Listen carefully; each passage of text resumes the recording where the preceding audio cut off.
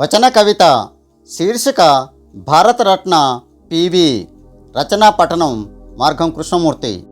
అతనొక విద్యాధికుడు, అతనొక పండితుడు, అతనొక రచయిత, అతనొక గ్రంథకర్త, అతనొక అనువాదకుడు, అతనొక వక్త, అతనొక మౌన యోగి, అతనొక స్థిత ప్రజ్ఞుడు, అతనొక బహుభాషా కోవిదుడు, అతనొక దానకర్ణుడు, అతనొక దార్శనికుడు, అతనొక నిగర్వి, అతనొక నిరాడంబరుడు, అతనొక నిస్వార్థపరుడు, అతనొక నిజాయితీపరుడు, అతనొక న్యాయవాది, అతనొక రాజకీయ నాయకుడు, అతనొక ఉద్యమకారుడు, అతనొక చరిత్రకారుడు, అతనొక దేశోద్ధారకుడు, భూసంస్కరణోద్ధారకుడు, స్వాతంత్ర సమర యోధుడు, భారతదేశ రాజకీయ ప్రక్షాళకుడు, భారతదేశ ప్రధానమంత్రి, మైనారిటీ ప్రభుత్వాన్ని హుందాగా నడిపించిన అజాత శత్రువు, భారతదేశ ఆర్థిక వ్యవస్థలో విప్లవాత్మకమైన మార్పులు తీసుకొచ్చిన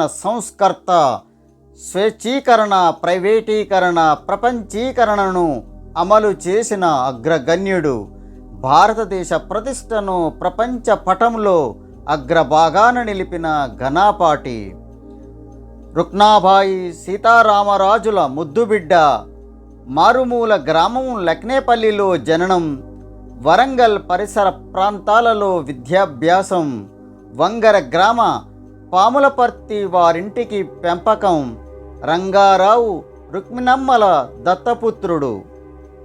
వారే మన పివి, మన టీవీ, పాములపర్తి వెంకట నరసింహారావు. చిన్ననాటే నిషేధించిన వందే మాతరం పాడగా అరెస్టు చేసిరి, అజ్ఞాతంలోకి వెడలిపోయే, రాజకీయాలలో చేరి రారాజుగా వెలుగొందే, రాష్ట్ర కేంద్ర రాజకీయాలలో కీలక పాత్ర పోషించే, భారత్కు అప్పులు లభించక నాటి ప్రధాని విదేశాలలో బంగారం కుదవపెట్టగా దేశం దివాలా అంచులోనున్న సమయాన 1991లో దేశ ప్రధానిగా ఆర్థిక వ్యవస్థలో విప్లవాత్మక సంస్కరణలు తెచ్చే, మునుగుతున్న నావను ఒడ్డుకు తెచ్చే, దేశ ఆర్థిక సంక్షోభాన్ని మెరుగుపరిచే, ఐక్యరాజ్య సమితిలో ప్రసంగం చేయగా అరగంట సమయం సభలో కరతాళ ధ్వనులు మోగే భారతీయ మేధావి, మన తెలుగు జాతి ముద్దుబిడ్డ, భారతీయ విలువలను సాంప్రదాయాలను ప్రపంచాన విస్తరింపజేసిన మాజీ ప్రధాని, ఆదర్శమూర్తి, కీర్తిశేషులు పివి, మన టీవీ. మరణానంతరమైన గుర్తించే దేశం వరించే అత్యున్నత పురస్కారం భారతరత్న.